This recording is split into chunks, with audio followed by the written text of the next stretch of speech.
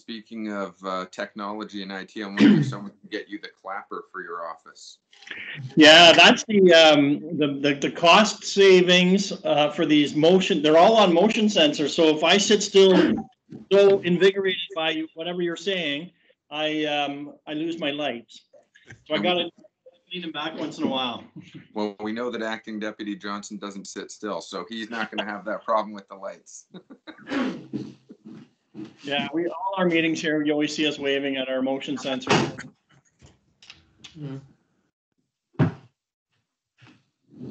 Just waiting for the mayor to rejoin us. Okay.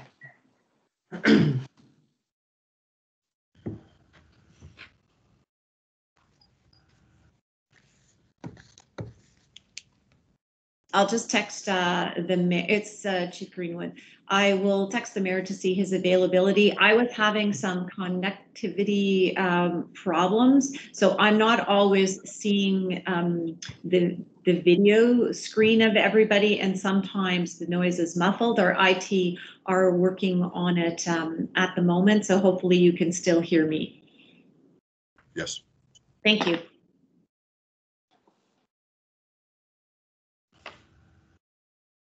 And it looks like Mayor Lehman has joined us, Chair. Thank you.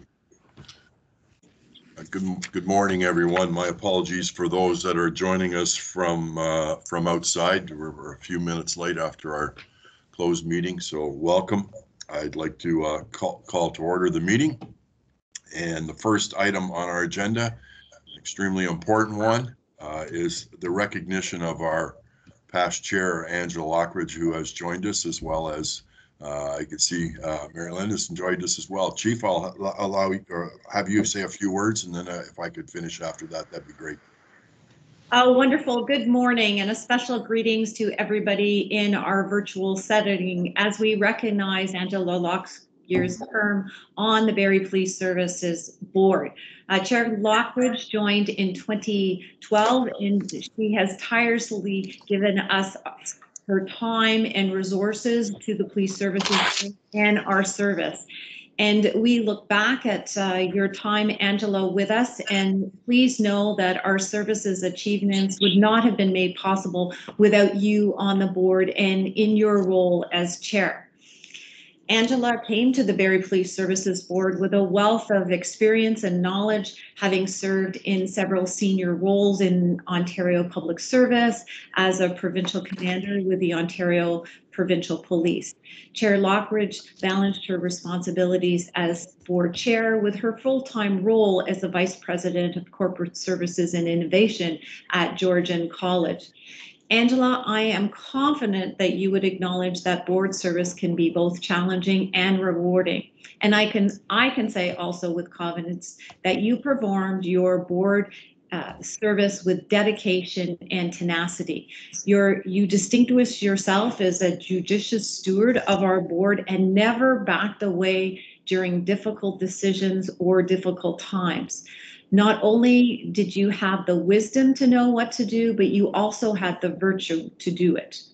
On both a personal and professional level, I am grateful for your time with the Barrie Police Services Board. On behalf of the leadership team and both the sworn and civilian members of our service, we thank you for your contributions. We also wish you all the best as you continue with your contributions to the community as a whole. As a small token of our appreciation from the board and the service, we have a little gift to present you. We are doing it in a quiet manner during the COVID. We were hoping some lights and sirens and a delivery to your door, but we'll just keep it in the quiet manner that you wish.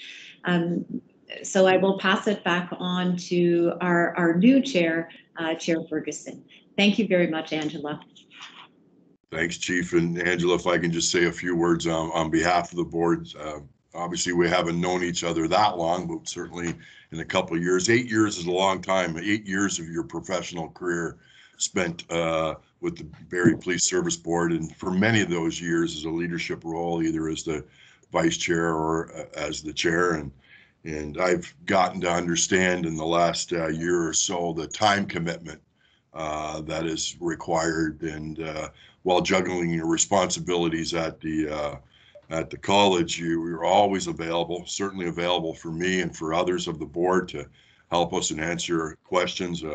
I think you may want to sign up for Cirque du Soleil, the way you were juggling things there for a while. We had contract negotiations, we had, you know, a number of issues. So for those that think that those that sit on the Barrie Police Service Board meet for a few hours once a month, I can tell you that's not the case. And Angela, your leadership, your dedication to the organization, your knowledge and experiences was well versed, and very appreciative of the board and the citizens of Barrie. So thank you very much. And it was my idea, the roof lights and sirens, to deliver the package, by the way. So thank you very, very, very much on behalf of the board.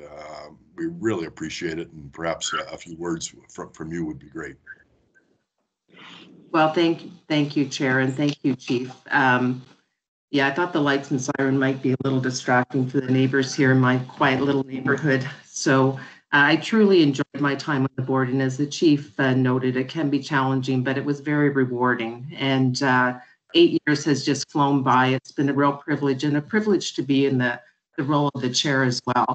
And I think over that time, we really did make a lot of progress as the service and as the board in terms of becoming very strategic, more transparent, more open, and responsive to the public needs. So I'm proud of the work that we did. Early in my term, we recruited Chief Greenwood, and I just want to acknowledge her leadership and the change management that she has undertaken in terms of moving the organization into a more progressive approach and more responsive to the public. Senior command team has played a significant role in that, and as well supported the frontline officers, those throughout the ranks, and as well the civilian staff to meet the needs of the community. And over that time, I had the privilege to work with a number of board members, a number of council members that changed over that time. And it was really interesting to see the different thinking and perspectives, and it helped with my professional growth as well. I want to thank you for all your support and wish you the best moving forward. And if there's anything that I can do as a member of the public, please reach out, because truly I will really miss being associated with the Barrie Police Services Board. So thank you very much. I appreciate the acknowledgement. Now back to you, Chair. Thank you, Angela, and I'm glad you did finish up with that last comment. I'll take you up on that. I'll be contacting you on a regular basis. So again, thanks very much, and I really appreciate it. So I'm going to hand things back or over to Sarah Young for the election of the chair and vice chair and of the subcommittee members for 2021. Sarah? So Greg, I guess I will, Chair, I'll sign off at this point. Actually, Angela, could I ask you to sign on or remain on? I believe that Mayor Lehman had raised his hand. Was it specific to speak to this item on our agenda? Thanks, Chief. Yes, it was. And I just wanted on behalf of the city to thank Angela for your service. Going back to the beginning of your time, I mean, if you look at where the community has come, 3 times during your tenure on the board, we had the lowest crime severity index in the country. And I know you would not take any of the credit for that, but it is a whole of service and a whole of community accomplishment.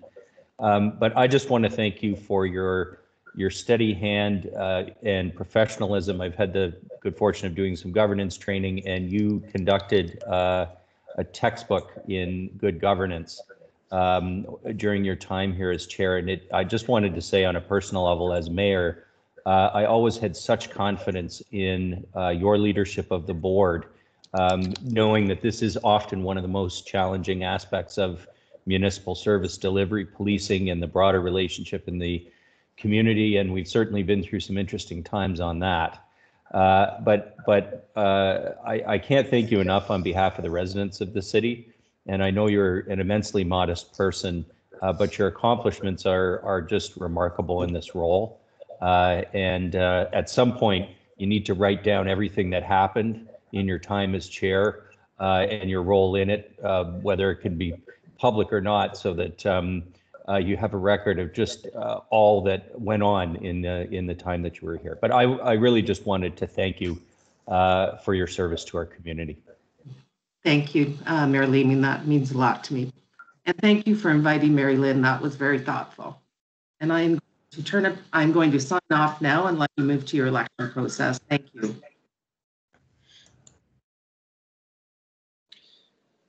Modest right there. Mm-hmm. Awesome. Sarah, I can't even hear you. Sarah is online. She's just not on the screen at the moment. Okay, there she is. It happens to be on the bottom of my list there. Sarah, can you take over, please?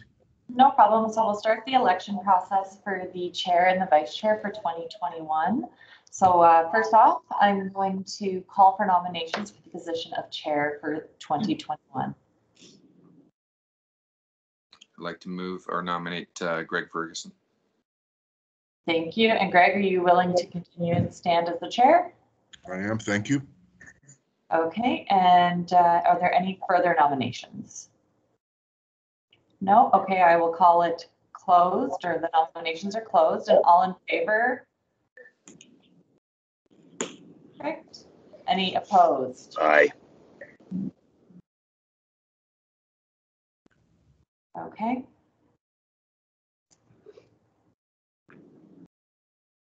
And I can't see everyone on the screen here. I'm just trying to confirm. So I want to confirm Mayor Lehman and Eric, you were both for, and then Councillor Thompson, you're opposed? No, he's in favor. I was for also. Yes. You were in favor. Sorry, it just came up after I asked. Okay. Perfect. So the motion is carried, and Greg Ferguson will continue to be the chair for 2021. And now I call for nominations of vice chair. Nominate Eric? Councillor Robert Thompson. Perfect. And Councillor Thompson, are you willing to stand? I am, thank you. Is there any further nominations? No. All in favor? Okay, the motion is carried, and Councillor Thompson will remain the vice chair for 2021. We're now going to move into the election of members of our subcommittees. We have two subcommittees that we will be nominating members for. So the first is our budget subcommittee, which will include the chair.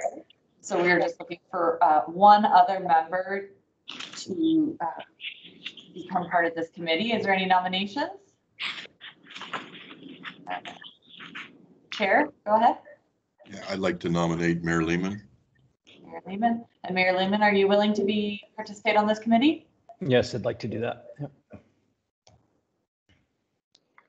Thank you. So we have Greg Ferguson, the chair, and Mayor Lehman as members of the budget committee for 2021. And our second committee, the policy and bylaws subcommittee, we do have the vice chair, so Councillor Thompson as part of the committee, and we are looking for one other member to be nominated to be on the policy and bylaws subcommittee for 2021. Eric, go ahead. I don't know that you can nominate yourself, but I'd certainly be willing to sit in on that. Perfect. So I saw Mayor Lehman, I saw your hand. So you'll I'll nominate. Eric. Thank you. So it will be Councillor Robert Thompson and Eric for the policy and bylaw subcommittee, and the election for the subcommittees is now closed. Just a quick question for clarification. Yep.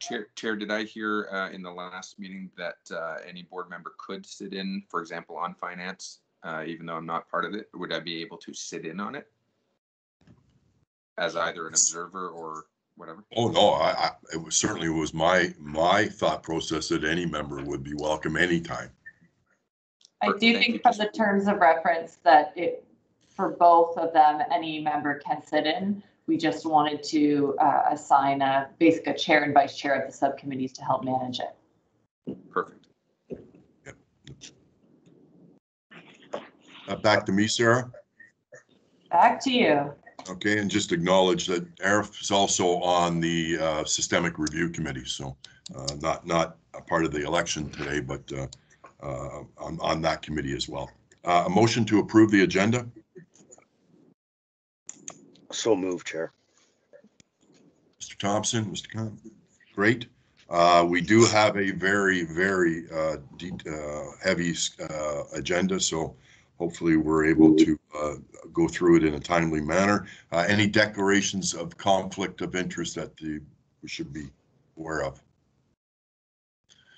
Seeing none, motion to approve the minutes of our December 10th, 2020 minute. Arif? Someone else? Mayor Lehman, thank you. Chief, I hand it over to you to introduce to the board who someone I think we all know, and was been promoted some time ago, but never officially introduced to the board. So over to you, please, Chief. Thank you very much. Today we are introducing formally, many of you are know Ange Butler well. Ange is joining us remotely, and depending on what your screen looks like, you may or may not see her either a circle or a dark screen. But just wanted to acknowledge Staff Sergeant Angela Butler. She was born and raised in Newfoundland, and she is married to Andrew and has 2 children, Matthew and Emily. Ange commenced her policing career with the Peel Regional Police Service in 2000, and just 4 years later, she joined the Barrie Police Service. She has worked in many different capacities, both in Peel and with the Barrie Police Service in uniform patrol. She did some gang-related intervention work, vice, media relations, and many of you would have seen her in her work in community response unit and as a short time as the executive officer for the command team here. Ange was successful in the promotional process in 2020 and was promoted from her time here as executive officer to the rank of staff sergeant, and is currently assigned to platoon 1 in operational services. So congratulations, Ange, and we can see you now, so that's great. Thank you very much. Thank you, Chief.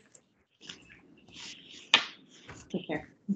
Staff Sergeant, on behalf of the board, congratulations. And I say we've known about this some time, but it's great to formalize it and great to see you. So congratulations, well done. Thank you very much. Is Inspector Burke on the line?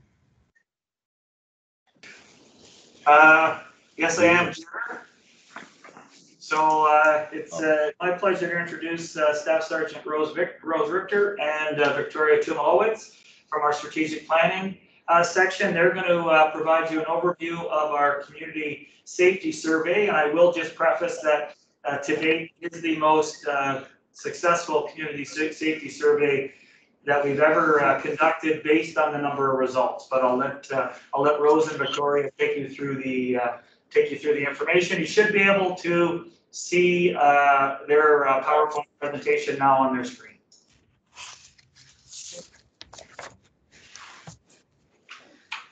Hello, and thank you for your time today. I am Staff Sergeant Rose Richter, and I will be presenting the findings of our 2020 Community Safety Survey. The 2020 Community Safety Survey was voluntary and open to the public from late October to mid-December. COVID-19 did impact the distribution method for the survey, as it forced us to strictly offer the survey in an online format. Despite the restriction, we received 1,667 responses, which is a 358% increase to 2019. Overall, the data provides us with an opportunity to be informed on the public's perception of our service. We can identify the public's perceived safety and security in the city of Barrie and determine opportunities to provide professional, accountable, and sustainable services that ensure a safe and secure community. Our survey achieved 3 goals, including increased response compared to last year, a diversity of participants to be representative of Barrie's demographics, and gathering data that can inform evidence-based decision-making. Moving forward, the information collected has set new benchmarks for the future. Much of the data collected identified that the community is supportive of our service and recognizes that Barrie Police upholds its values, mission, and vision. That being said, there is always room for improvement, and we are listening. Some areas that were identified include safety and visibility in the downtown core and neighborhoods, support for vulnerable populations, safety on public transit and in public parks, traffic safety, collaborative partnerships, and public knowledge of Barrie Police resources available online. These findings offer guidance to continue building public trust through our future initiatives.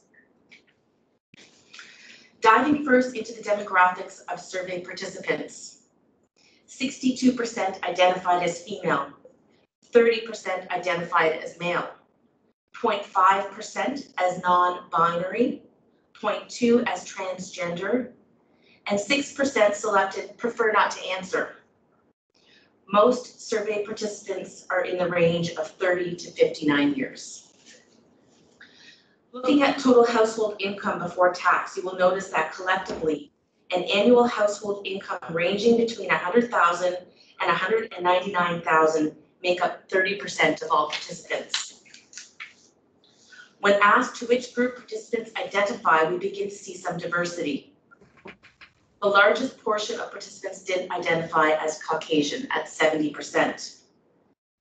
Indigenous identified at 2%, 0.9% Latin American, 0.6% as Black, 0.5% South Asian, 0.3% as Chinese, 0.1% as West Asian, and 1% as Korean.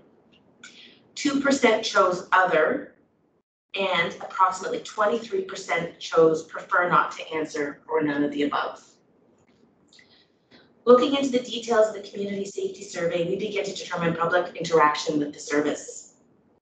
When asked how many times in the past 12 months an individual had contact with our service, the majority at 59% had none. And collectively 40% of participants had one or more points of contact with Barrie Police in the past 12 months. The primary reason for contact was to report a crime or through general engagement with an officer in the local community. Looking further into the aspect of reporting a crime, the data we collected offered insight into public awareness of Barrie Police resources. The non-emergency line is the main channel for reporting crimes. You will notice that 64% of participants indicated this question was not applicable, and that is likely because they were not a victim or a witness of crime. What is also interesting is the fact that 9% of participants indicated they reported a crime through 911, and only 3% used our online reporting tools through our website. Focusing on this for a minute, when we asked survey participants about our online reporting tools, we found that 56% either strongly agree or agree that online reporting is effective. This is visible on the chart on your left. Those who responded strongly agree are indicated by a navy blue bar, and the blue bar beside identifies those who agree. Although online tools are identified as effective, when we ask participants if they are aware of the online reporting options the Barrie Police Service offers, 53% indicated they are not aware of these tools. This brings into question public awareness of the online tools. We also asked how familiar an individual is with programs the service currently offers. The Vulnerable Person Registry is the most recognized program at 31% familiar, closely followed by our Auxiliary Police program at 30% familiar. However, you will notice almost all of the programs have a light blue bar or yellow bar. Respectively, these indicate someone is not familiar at all or not familiar with the program. This does suggest there is a disconnect between public awareness of online reporting tools and ongoing Barrie Police programs and initiatives. It does provide us an opportunity to engage with the public, perhaps by offering education on the many services and resources the Barrie Police offers. This may also strengthen community engagement and collaboration through increased two-way communication. When considering public awareness of the service, it is also critical to try and explore public perception of the Barrie Police. There's evidence of public trust and support towards the Barrie Police. When asked how well you feel Barrie Police is doing, there is a stronger level of agreement that Barrie Police is treating people fairly, being available when needed, addressing crime, being visible on the streets, and dealing with an issue that concerns a respondent's neighborhood. The data ultimately identifies that Barrie Police is approachable, provides visible police presence, and residents hold confidence in the service. The favorable perception of the Barrie Police is also identified when survey participants were asked if they agree the Barrie Police Service models its value principles: professionalism, respect, integrity, diversity, and excellence.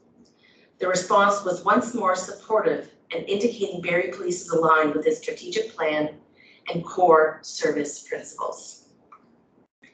Recognizing there is a positive perception of the Barrie Police Service, there is always room for improvement, and one of the most critical items to examine is public perception of safety. Ask survey participants their feeling of safety during daylight hours in the city of Barrie, as shown in the chart on the top of the slide. We also asked how safe individuals feel at night, as indicated by the chart on the bottom of the slide. Again, you will see the dark blue black bar indicates the percent of those who feel very safe, blue is safe, gray neither safe or unsafe, yellow unsafe, and red very unsafe. Overall, the safest location at both time periods are in residence, shopping center, and public buildings. Least safe in the downtown, in parks, and on the road as either a pedestrian or a cyclist. This data is very important as it helps guide our focus to ensure policing excellence for a safer and secure community. Looking further into this, we asked survey participants whether they are true residents of Barrie and live in the city, both live and work in Barrie, strictly work, or strictly visit the city. We found that 3% visit, 1% indicated and specified they were former residents who now reside on the outskirts of the city, 5% strictly work in town. Most participants at 56% live in Barrie, and 33% both work and live in Barrie. Together, this equals over 85%. We then asked participants which ward they live in and found representation from across the city. As you can see, we have a large portion of participants from Ward 2, Ward 8, and Ward 1, which are densely populated areas of the city. To gain a stronger understanding as to what creates feelings of absence and safety, we asked participants from all wards to indicate the 5 top issues that are the greatest safety concerns in the city of Barrie. We found across Barrie, participants are concerned regarding substance abuse at 21%, disorderly conduct, public intoxication, and noise violations at 13%, traffic safety and speeding at 12%, child abuse and trauma at 11%, and driving under the influence of drugs or alcohol at 8%. This will be explored further to guide current and future initiatives of the Barrie Police to enhance our community with professional, accountable, and sustainable police services. Lastly, the survey provided an opportunity for individuals to add comments and offer suggestions on how to improve safety in the city of Barrie. There were both several supportive and constructive statements.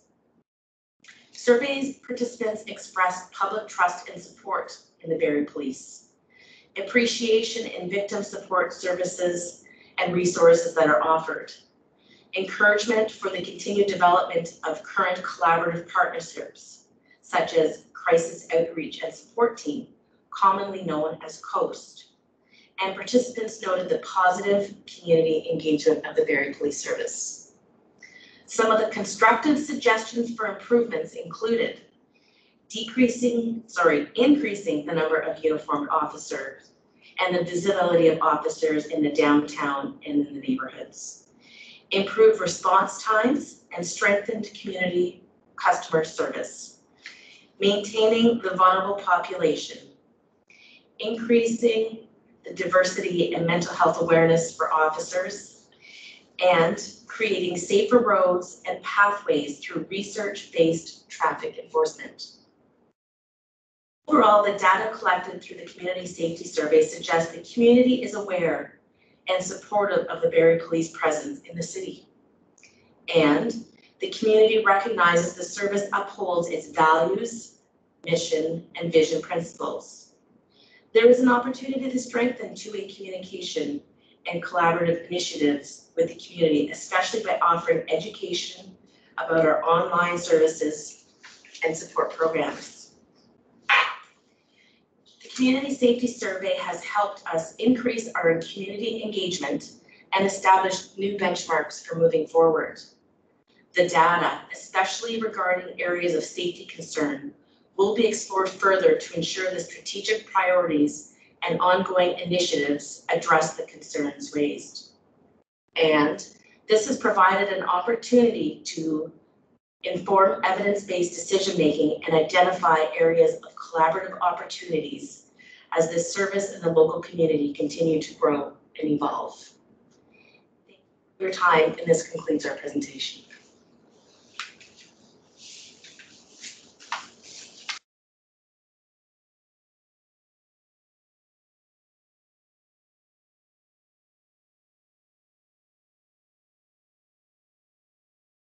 I was on mute, sorry. Thanks. Very good presentation, Harv. You had your hand up there.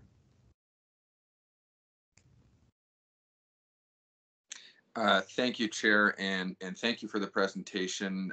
The graphs and data is the first word I came up with was fascinating and telling.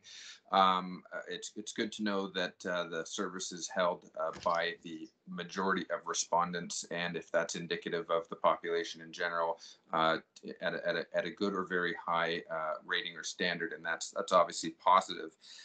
What I was fascinated by was a couple of things, and I don't want to misinterpret what I think I read, but clearly I'm not surprised. I'll just put it out there. I'm not surprised by the ethnicity breakdown. We're still growing, we're still evolving, and we're still seeing migration to the Barrie area from the GTA. So I anticipate that is going to shift considerably over the next few years.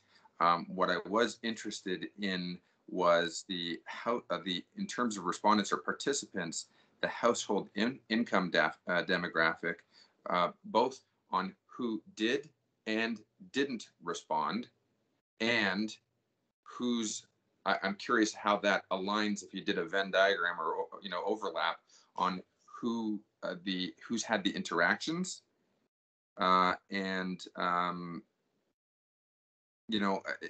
thing that I'm supposing, and I don't want to be an uneducated guess, but I'm wondering if those who didn't participate appeared to be on a smaller household income, considerably lower household income compared to those who did participate. And I'm wondering who is expressing concerns with their interactions with the police service in terms of engagement. So my guess is, what guidance or what takeaway is your staff and service looking at in terms of digesting the information, and where are there opportunities to increase engagement based on demographic results? I can take that one. Mr. I came out in English.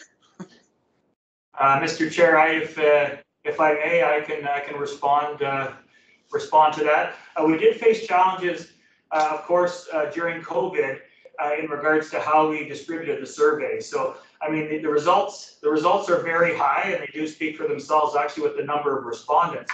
But what we did miss out on was the personal interaction that previous surveys have had. For instance, we would go out to shopping malls and set up an opportunity for people to approach us at that point. So I think, and again, this is a non-scientific response, but I really think we saw a COVID effect. Was it because more people were at home and had the opportunity, to be aware versus through social media to respond to the survey, and at that point, again, I don't know the numbers in regards to who has access to the internet and who doesn't, but generally the demographic that responded, you would assume they're very well connected in social media, and they have the time to respond. So that's a very non-specific, non-scientific answer. We've made some assumptions as to the responses that we got, and we're still working through the data, trying to actually determine the true meaning of it. But again, and I will preface it a very non-scientific kind of assumptive answer for that. Okay, Mr. Chair, if I might, Inspector, thank you very much for that answer. That actually gives me a lot more confidence, because I'm glad you're acknowledging from your own perspective it's non-scientific and it requires further interpretation. So that's helpful, and I'm sure the community obviously appreciates that. Just the only other thing, I'm not surprised about the response regarding downtown. I'm seeing that's going to trend in a new direction as we've done significant investment and improvements, and will continue to do so. All of council's efforts are towards building a safer and vibrant and engaging downtown experience. So I'm optimistic about that. The parks and cyclists, though, obviously jumped out. Just again, non-scientific. Curious about the cyclists. Obviously, just from basic living here, I would anticipate there's a smaller number percentage-wise of those who we see as cyclists on the road. Yet it was a significant response to that question. I'm assuming of the total number of participants, everybody answered all the questions, and that wasn't just sort of an anomaly where it jumped out, where suddenly we have far more cyclists than I imagined. But my question is, in your interpretation of that, is it cyclists who would have responded that they were felt unsafe, and drivers also responded that they feared or they were uncomfortable with the level of safety for cyclists? Again, Mr. Chair, through to Mr. Khan, I'll respectfully, again, try to provide a fact-based answer on that. It was all participants, and what it is in line with previous surveys that we've done, where the number one concern for many of the residents of the city, and I'm sure the mayor can attest to this, is traffic complaints. That is something that is a priority for the service each and every year. So it falls in line with the concern for traffic complaints generally across the city. For that, we will delve deeper into those numbers to try to break down and try to compartmentalize in regards to cyclists, pedestrians, and drivers. But that question was blanketed across for all of the respondents for that. I guess my question or my comment is that I trust that we're sharing this information with traffic services at the city, with the engineers and roads planning, and et cetera. One thing that I did learn while on council, not one thing, one of the many things that I learned, what an education that was, with regard to safety in parks, is it might be obvious to people to say, well, we should have lights in our parks at night. But in fact, I learned that the opposite was determined to be a better practice, to not give a false sense of security at night because there's light on. How are we interpreting, and do we have any interpretation yet? And how do we collaborate with the city staff regarding safety in the parks? That's again, Mr. Chair, through yourself to Mr. Khan.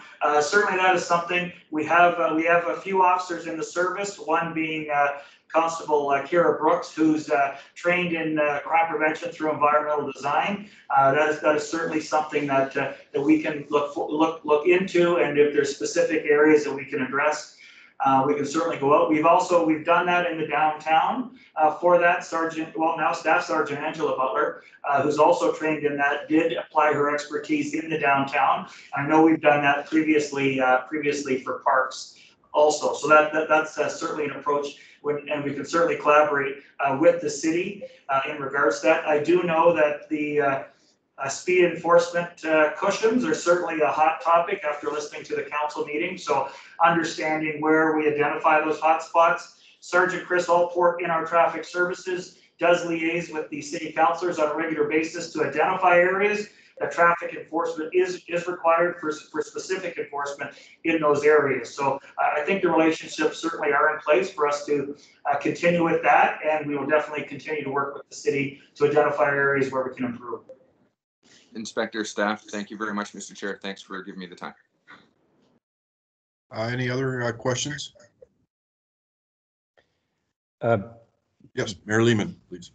I think I'll follow up with an email, Mr. Chair, because I have a few, but the quick question I have, because it'll save me some time if the answer is no, because we had such a big survey response, 1,600 responses, it strikes me that you can actually get some sort of statistically significant data at the ward level. So I would love to see kind of a crosstab of biggest issue by ward.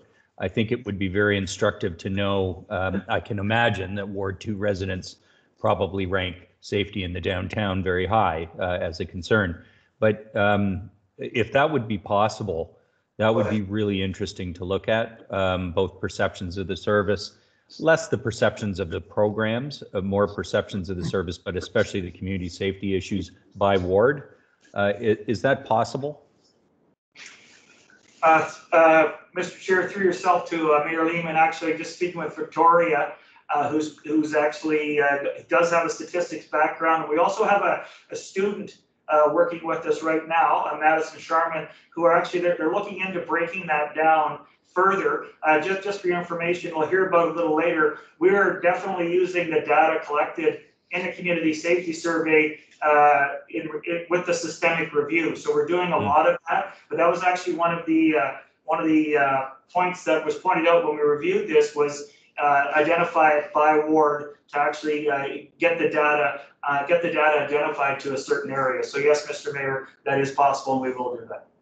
Okay, that'll be great. Helps with targeting for sure, and I'll follow up with an email. Thanks, Mr. Chair. Thank you, Inspector, and your team for your report, and we look forward to follow up on that. Thanks again. Consent agenda, there were 2 items in there. Is there anything anyone would like pulled?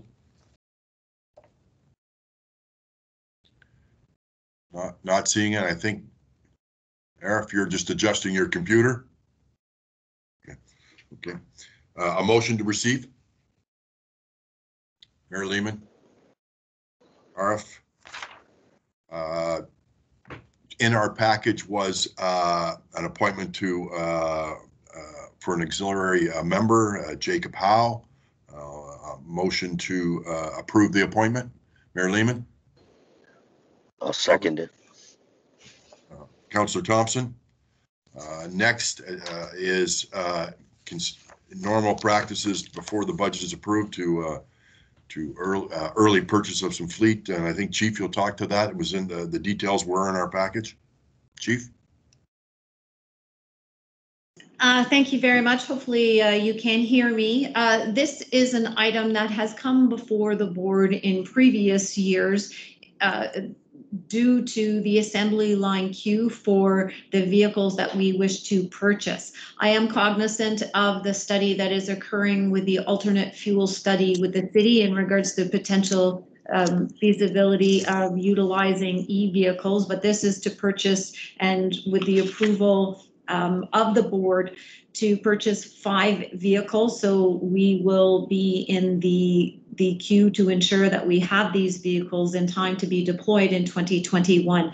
So the vehicles that are impacted by this are 5. They are frontline, and the value is $237,000 of our $706,000 associated with fleet in our capital budget. So the motion before the board is that the board approve the release of 2021 budgeted capital funds in the amount of $237,500 for the purchase of our 5 police vehicles.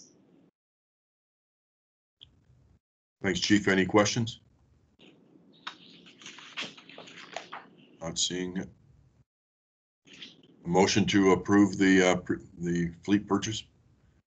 Ara? Mayor Lehman? Thanks, Chief. Now to the update section. I think Inspector Burke, you're invited back to give us an update on the systemic review, please.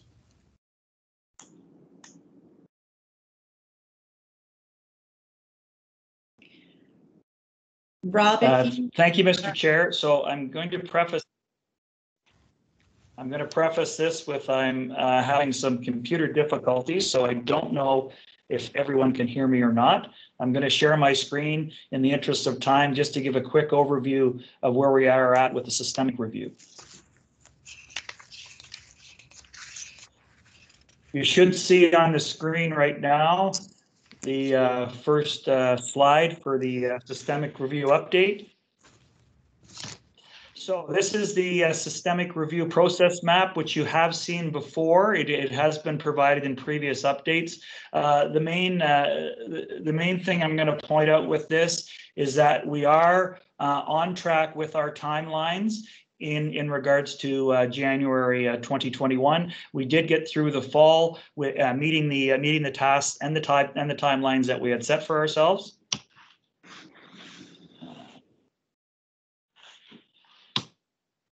So this is phase 2 was October to December 2020. That was the internal examination of our organizational culture and processes. So what we did with that is we started our internal focus groups. They have already commenced. Systems overview in regards to human resources and the adequacy standards. And then obviously the IDI debriefs, which the board has participated in. Of note, to date, we've had 6 internal focus group sessions. They've been conducted. That's a total of 15 attendees from within the service. We have 9 more members that have requested to attend. The leadership team focus groups actually started this week and are on schedule to be completed by the end of the week. Also of note, in regards to the internal focus groups, we have had more members approach us, want to be involved in further focus groups, and I think that is by word of mouth from the people that have already participated in the current ones. The IDI, again, we had a very good response from that. 275 completed the survey. 14 requested one-on-one debriefs, and that's conducted in-house by our trained member, that's Victoria Tumalowitz, who took the training.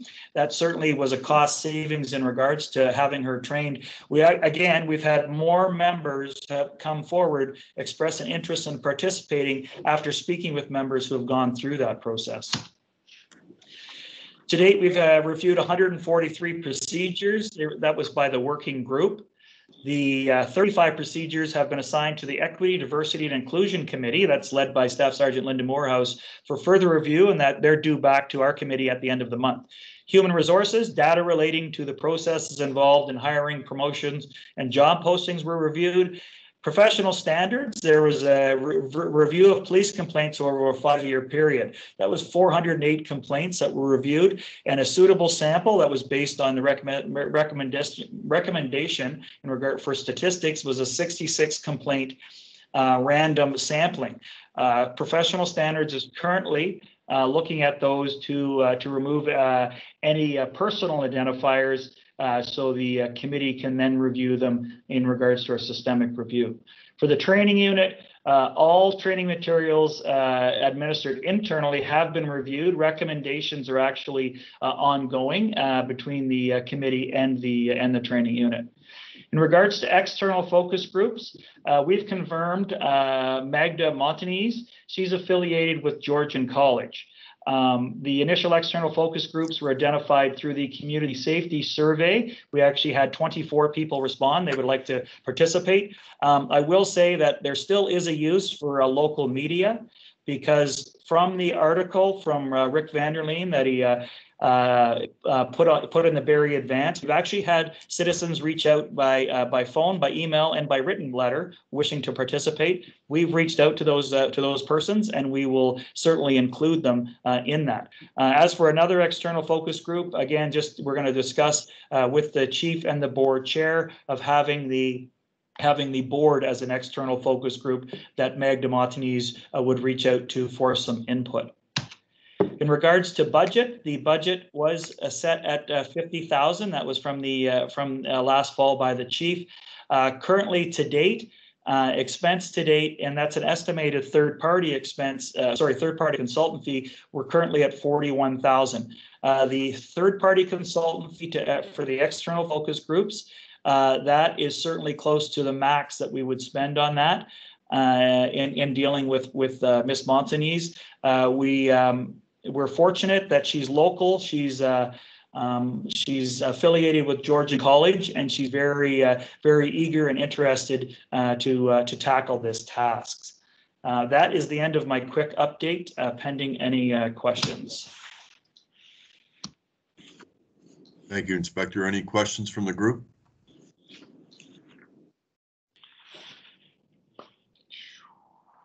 Seeing none, just a comment, Inspector. I'm excited to see that word of mouth, or either both internally and externally, people are wanting to get involved, and that part of it is very positive. It shows it shows significant interest. So that fact is really good. So I look forward to follow up on that. Thank you, Mr. Chair. Okay. I guess that moves us on to you, Chief. You sent out, I believe, yesterday afternoon, your update, and if you could walk us through that, that'd be great. Excellent. Thank you very much, everybody. We've had numerous topics on the board agenda today, but this is just an overview of what has taken place, some key issues and some significant calls. There may be a delay in regards to the next slides, but as the board was aware, we have conducted an arrest in regards to a historical homicide in October 10th, 1994, 20-year-old Catherine Gennaro was found deceased in her apartment located at 258 Dunlop Street. She was suffering from suffered from multiple stab wounds. And this investigation continued over the last 26 years, and the arrest was prompted by new information that was received by our homicide unit approximately a year ago. So as it indicates on the slide, on January the 28th, on the 13th of January, we arrested a 58-year-old male for the offense of murder in her death. And I think it's really telling when we look at the comment that Kevin Scales made. He is the investigator on the right-hand side of your screen, but he stated in quote, "In any investigation, it is important that every piece of information received is always closely examined, and you just never know which one holds the key detail you are searching for and will lead your team, the homicide team, to arrest the person responsible." And I think from the victim's family's perspective, Catherine's daughter, Dawn, was only 2 years old at the time, and she was very appreciative that she was able to bring something to rest in regards to her mother's case. It never fully is explainable, but she was able to bring some rest in that area. And it sent a clear message to our community that we still continue to conduct investigations in all of our homicide cases, and we hope that we are able to lead to some resolution for families in this area. Also was prominent in our community through our media releases and subsequent information, we had Project Glaze. It was a 4-month investigation that utilized many units of the day that we executed the search warrants, but it was certainly led by our drug unit. 4 search warrants occurred in residences here in Barrie and a storage unit just south of us in Innisfil. And I would say it was one of our largest procedures that, or seizures that we've had. And through the ability of proceeds of crime, we were able to seize 5 motor vehicles, along with over $500,000 in cash, and significant drugs were removed from our streets, and we will continue to work in this area. I note that my screen is frozen. Is the PowerPoint presentation still up? If someone could indicate that to me, please. Chief, it's down in the bottom right. It was up. Oh, now okay. the middle is Sarah's, is in the middle frame now. Okay, Sarah, I wondered if you could see if you could pull that back up again, please, if possible, but I will continue with the presentation. The next slide would indicate that it is a COVID update. So there's many things that we have seen since our last meeting. From a Simcoe Muskoka district, we moved from red to the province into a lockdown, and now we are currently in a state of emergency with stay-at-home orders. Which commenced in January 14th. So from a Barrie Police Service perspective, we still have our Police Operations Center operating. We still continue to work with the Emergency Control Group with the City of Barrie and our multiple partners. We continue to see a slight decrease in our calls for service in the last few days, just as we are in the state of emergency and people are complying with the stay-at-home order. But we do see an increase in some of our calls to COVID in response to complaints of individuals that are not wearing masks or not distancing in stores, etc., or gatherings occurring in residents or in other locations. We have experienced one charge in relation to a non-lawful gathering in a home under the Reopening Ontario's Act. In regards to the testing of our members, just confirming with the test results today, we have 110 members that have been tested for COVID, and all of their tests, touch wood, I'm going to be touch wood, they have come back negative. We're very fortunate that the results are a turnaround between 24 and 48 hours, which that has been consistent in the last short period of time. We continue to advocate for our police officers to receive vaccinations as soon as possible, and part of our work with Simcoe Muskoka District Public Health Unit, we are included in their plans for vaccination and continue to be informed through the EOC. One of the things that we have spent some time with recently is the external and internal messaging. So we've done some awareness training. Sergeant Tony Tallarico has been speaking on our parades and with respective areas throughout our organization to ensure that they have all the information so they can be successful when they are responding to concerns in the community in regards to COVID. We've focused in on engaging with our community, explaining with our community what is happening. We've been educating our community and ensuring that people are aware of what our enforcement responsibilities are. We did do a communication to the community in regards to 911 usage. We saw an increase of the use of the lines of people making inquiries. So we have responded to those inquiries, but followed up with messaging in regards to the use of 911.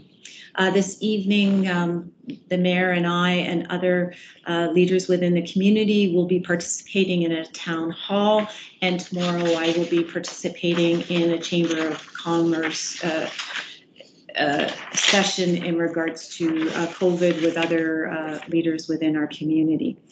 I do want to bring to your attention that there has been a lot of attention around a social media post involving 4 officers that were not wearing their masks outside and they were not physically distancing. And this has gained significant interest in our community.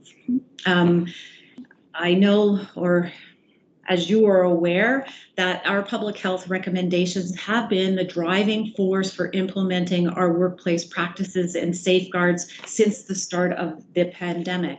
And our current recommendations include the use of masks when we're unable to guarantee a 2-meter distance from each other, whether that's indoors and outdoors. We have had significant controls in place since the beginning. Things that we implemented in the spring are just being implemented in other businesses locally and across the province. So it is quite disturbing. You know, this behavior is unacceptable. While the officers may not have committed offense under the legislation, they were not following public health recommendations. And I can say that there has been specific investigation conducted in regards to this behavior. There was an email that I did send out to our supervisors and have spoken to many directly in regards to this. Not only does it increase our potential to be exposed to COVID-19, but there are higher expectations from members of our community on our police service. And it's disheartening to those that are in our public health sector doing the best they can under these very, very challenging times. And it has eroded some public trust in our community, so we continue to work on this issue. In regards to the next slide, is it illustrative of our calls for service for the month of December. So I'm just going to highlight a few things, and I know that it should be up on your screen shortly, but one of the things on the bottom, if you look at our mental health calls for service, if you go back to 2017, it was just to 2019, we were in low to high 40s. For just the 1 month, and this year we're double that. We were sitting at 80 calls for service, and when we look at not that the stats have been finalized for 2020 yet, but it appears that we have seen a significant increase, not double for the whole year, but whether it's the pandemic and people struggling with multiple different things, mental health has been affected in our community. We continue to see a number of calls through 911. I already spoke about those that are utilizing 911 either hang up or not being used appropriately. We still continue to engage in traffic stops, even with the pandemic. Our officers are donning their PPEs when they should be. Next slide, please, Sarah.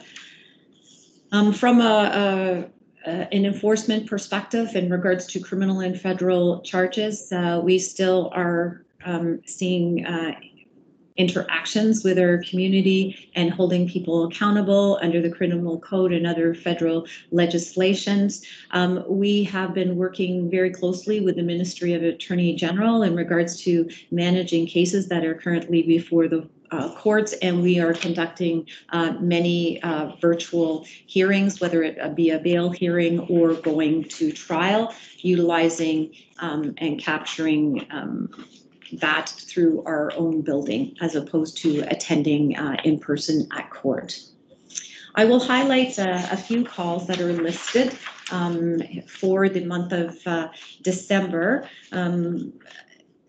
it is a brief overview here, but we had a young person involving mutilating and mistreating their cat, and has been charged with the 2 counts of cruelty. In regards to the police assist call that's listed there, very disturbing. A mother was located her 41-year-old man who was, she found him bleeding profusely from his head. We attended along with our paramedic partners, and the male was actually transported to a trauma center in Toronto. The investigations led to a local residence where we were able to locate evidence there. The victim continues to be uncooperative with the police, but we are still conducting an investigation and seeking video footage from the area to support our investigation. We are having or continue to see the use of intoxicants and people getting behind the wheel of a vehicle. And we have support from our community as they are notifying us when we see these type of offenses. If you look at the COVID related, and I have spoken about the homeowner, so that is listed there. I've also mentioned the mental health impact on our community and the work that we're doing with our outreach program with the coast, whether it is proactive or reactive. On the 28th of December, I'll note that our tactical support unit and our explosive disposal unit assisted York Region with an execution of a search warrant in Barrie. And many of you recall in 2012, the Virgil Wood incident, where we had a bunker with lots of explosives there. We were able to attend the residence, and we did find unlabeled powders, containers that appear to have detonators, etc. So it has been resolved, and the search is now secure of that home. We continue to see robberies in our community. At our convenience stores, we are doing SEPTED analysis and speaking to the managers of these robberies, but we have been fortunate that we have arrested and charged a few individuals for offenses around robberies. The last slide is what we are calling Did You Know? As we continue our work with the vulnerable sector and those that are in high harm, as you recall, we have a national framework for intimate partner violence that the Barrie Police Service was directly involved in, which also led to the collaborative police response on sexual violence. We are currently underway in very preliminary stages or infancy stages on developing a new framework that will focus on child and youth sexual violence investigation. So this is another exciting initiative that the Barrie Police Service are leading for the province and the country. And that concludes my update. Thank you, Chief. Any questions for the chief? And I'll wrap that into community concerns as well. It's on the agenda. Anything from the board? Seeing none. Our next meeting is February 18th of 2021. A motion to adjourn. So moved, Chair. Councillor Thompson, seconded Mayor Lehman. Thank you very much, everybody. Thanks, Chief. We got, that was a significant agenda, and we got through it on a very timely basis and very informative as well. So thank you very much, everyone, and be safe out there, and we'll chat soon. Thank you very much, everybody. And until